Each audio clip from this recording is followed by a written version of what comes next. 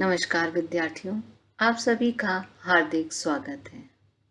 आज की वीडियो में हम जिस विषय पर चर्चा करने जा रहे हैं, यह विषय है कहानी लेखन रचना प्रक्रिया। जैसा कि आपको विदित होगा कि एक प्रश्न 5 अंक के लिए आएगा, जिसके 2 खंड होंगे। एक खंड का प्रश्न 3 अंक हेतु तथा दूसरा खंड का जो प्रश्न होगा वह 2 अंक हेतु होगा। और यह प्रश्न किस विषय पर आधारित होगा? यह प्रश्न कविता लेखन या कहानी लेखन या नाटक लेखन रचना प्रक्रिया पर आधारित होंगे। तो आज हम कहानी लेखन के बारे में पढ़ते हैं। आज की इस वीडियो को पढ़ने के बाद हम क्या क्या सीखेंगे? तो हम कहानी के इतिहास के बारे में समझेंगे, कहानी की परिभाषा जानेंगे, कहानी लेखन के समय ध्यान रखने योग्य तथ्यों से परिचित होंगे और कहानी के तत्व को जानेंगे। कहानी लेखन ये जो कला है, ये कला कब से प्रारंभ हुई? तो लिखित रूप से पहले ये मौखिक रूप से कहानी कहने की जो कला है वो प्रारंभ है। और अगर इसका इतिहास माना जाए तो इतिहास तब से है जब से मानव है। तो कहानी हमारे जीवन का एक अविभाज्य हिस्सा है। इसे हम अपने जीवन से अलग नहीं कर सकते हैं। हर आदमी, चाहे वह शहर का हो, चाहे वह गांव का हो, चाहे वह अमीर हो, चाहे वह गरीब हो, बुजुर्ग हो, युवा हो, प्रौढ़ हो, एक छोटा सा बच्चा हो, हर व्यक्ति किसी न किसी रूप में कहानी सुनता और सुनाता है। आप जब विद्यालय से अपने घर जाते होंगे तो अपने अभिभावकों को विद्यालय के बारे में कहानी बना करके कि क्या घटना घटी उसे कहानी का रूप देते हुए सुनाते हैं। तो कहानी कहने की जो कला है, ये हमारे जीवन का एक अविभाज्य हिस्सा है। और इसीलिए ये कहा जा सकता है कि कहानी का जो इतिहास है वो मानव इतिहास के जितना ही पुराना है। प्राचीन काल में कहानी सुनाने की धीरे धीरे फिर उस कला का विकास हुआ। कहानी संचार का सबसे बड़ा माध्यम बन गया। शिक्षा का विस्तार हो, धर्म का प्रचार हो, दोनों के लिए ही कहानी का सहारा लिया गया। कहानी की परिभाषा, तो कहानी की जो परिभाषा है वो अलग अलग लेखकों और विद्वानों ने अपनी राय समझ के अनुसार अलग अलग दी है।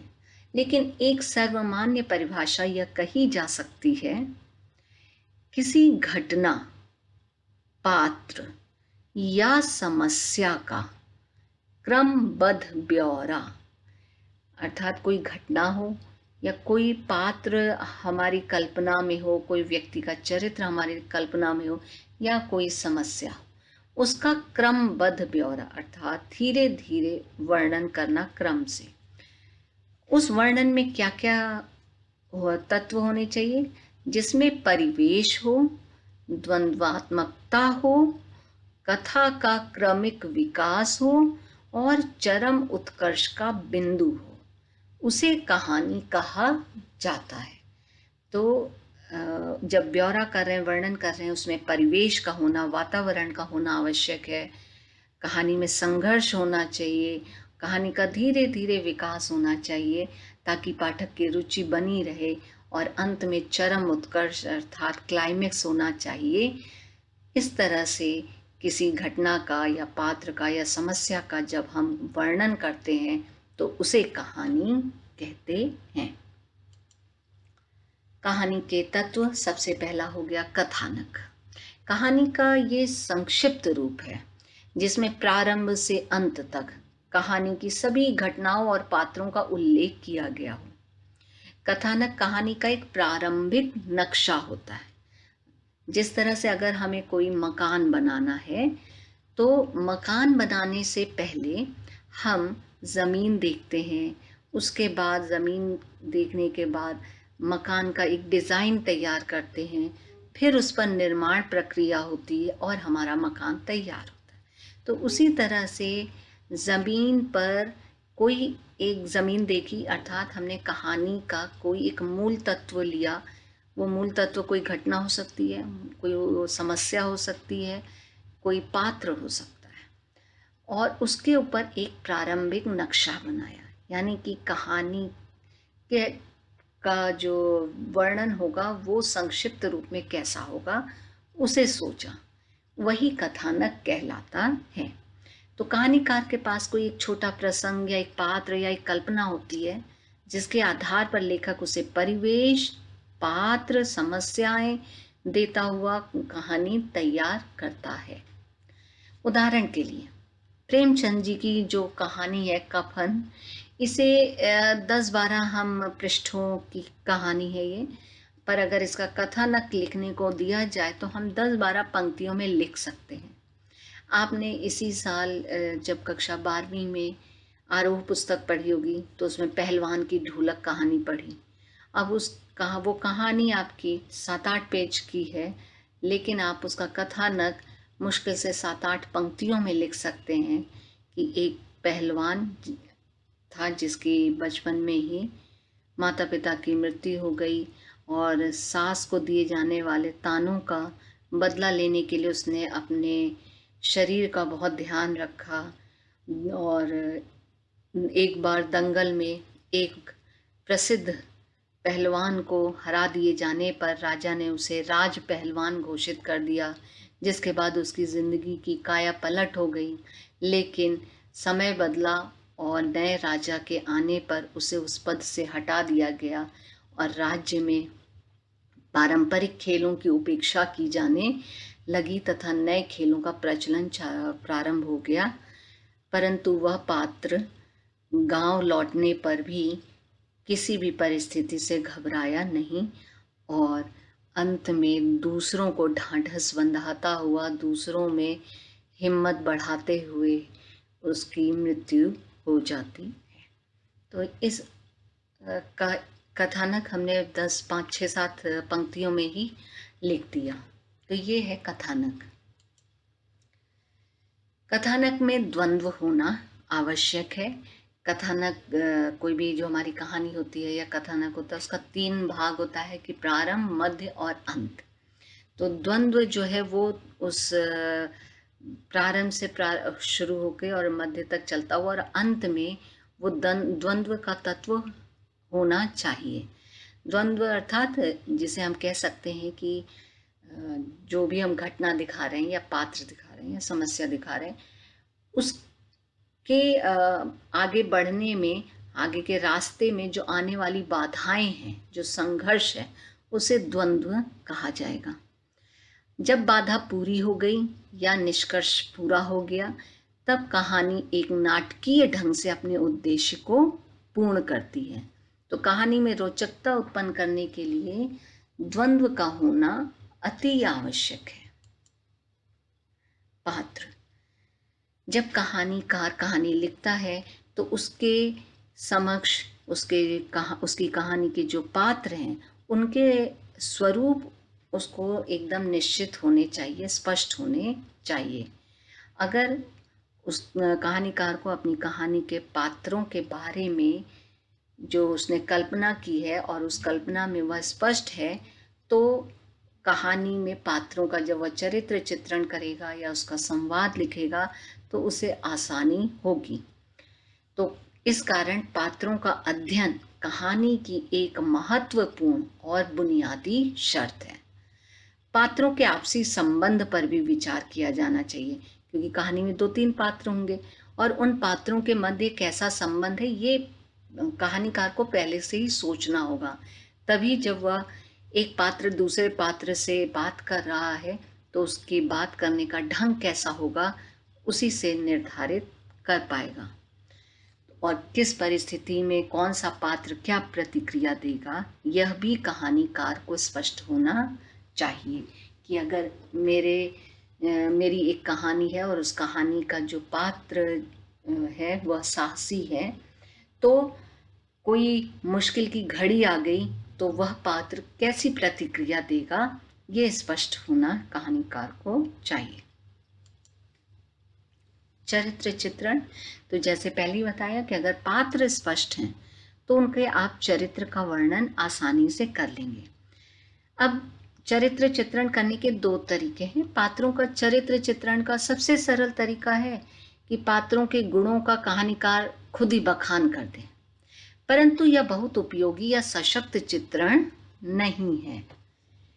पात्रों का चरित्र चित्रण उनके क्रियाकलापों, संवादों तथा दूसरे लोगों द्वारा बोले गए संवादों के माध्यम से ही प्रभावशाली होता है।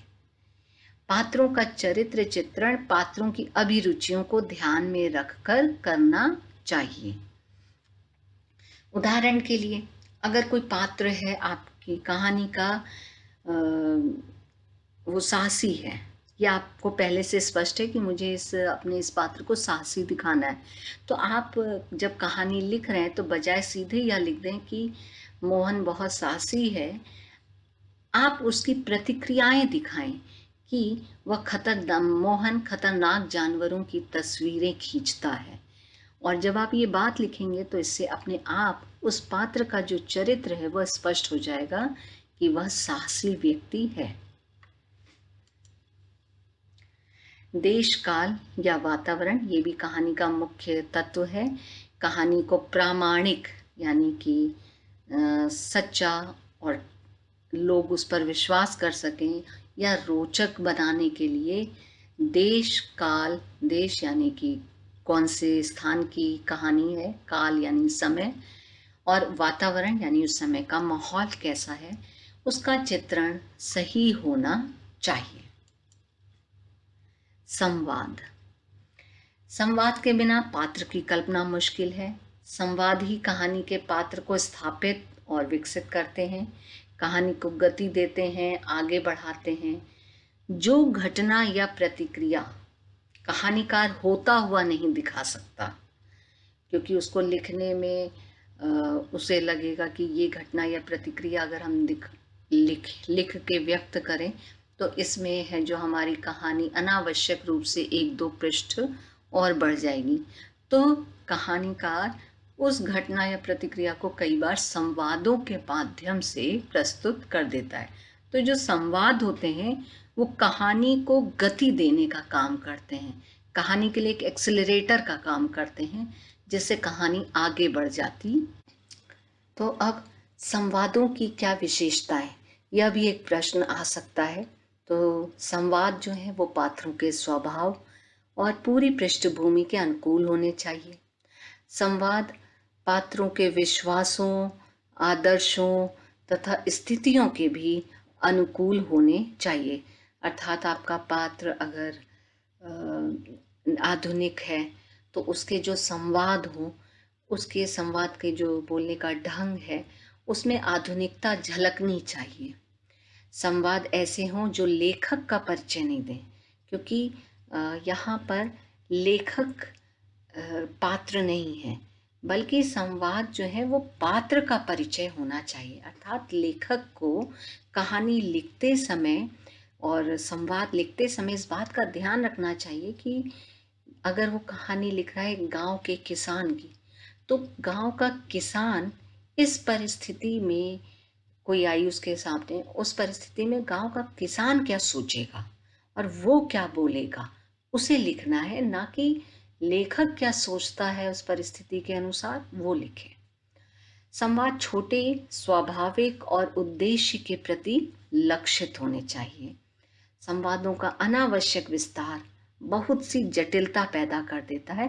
तो एक अच्छा जो कहानीकार होता है उसके पात्रों के संवाद संक्षिप्त होंगे, लेकिन अपने उद्देश्य के प्रति लक्षित होंगे और अनावश्यक विस्तार नहीं होगा। तो इन बातों का ध्यान रखा जाए तो अच्छे संवाद लिखे जा सकते हैं। अंत में कहानी का चरम उत्कर्ष। कहानीकार को कहानी का चरम उत्कर्ष अर्थात क्लाइमैक्स का चित्रण बहुत ध्यानपूर्वक करना चाहिए। अच्छी कहानी में चरम उत्कर्ष पाठकों को स्वयं सोचने और लेख की पक्षधर की ओर आने के लिए प्रेरित कर रही, लेकिन पाठक को यह लगे कि उसे निर्णय लेने की स्वतंत्रता दी गई है, उस पर यह निर्णय थोपा नहीं गया है। तो कहानीकार कि जो कहानी लेखन कला की सफलता तभी है जब पाठक को यह ना लगे कि इस कहानी से जो संदेश मिल रहा है वह उसे अंत में लेखक भाषण के रूप में दे रहा है, बल्कि स्वयं पाठक विचार करे उस पूरी कहानी पर और उस कहानी के जो उद्देश्य है उसको समझे। तो इसलिए लेखक को अंत में उद्देश्य की पूर्ति के प्रति आग्रह नहीं करनी चाहिए। आग्रह करने से फिर कहानी जो है वो भाषण लगने लगती है। तो कहानी का जहाँ अंत हो जाए और उस चरम उत्कर्ष में आपका जो पात्र है वो सफल हो जाए, उस बाधा से निकल जाए या अपना निष्कर्ष पूरा कर ले, तो स्वयं ही कहानी का जो उद्देश्य है वह पाठक तक पहुंच जाता है। तो एक बार इस पाठ की हम पुनरावृत्ति कर लेते हैं। कहानी का इतिहास कितना पुराना है, तो मानव इतिहास जितना किस किस कार्य के लिए इसका प्रयोग होता था, तो शिक्षा के प्रसार के लिए, धर्म के प्रचार के लिए। कहानी में किसका ब्यौरा दिया जाता है, पात्र का, समस्या का या घटना का क्रमबद्ध ब्यौरा दिया जाता है। और पहलवान की ढोलक का कथानक लिखना है, वो हमने चर्चा की उस पर। द्वंद्व होने से क्या लाभ है, कहानी में रोचकता बनी रहती है। और कहानी के मुख्य तत्व कौन से हैं, तो कथानक, पात्र, चरित्र चित्रण, देशकाल, चरम उत्कर्ष। तो आशा है कि आपको यह पाठ समझ में आया होगा। धन्यवाद।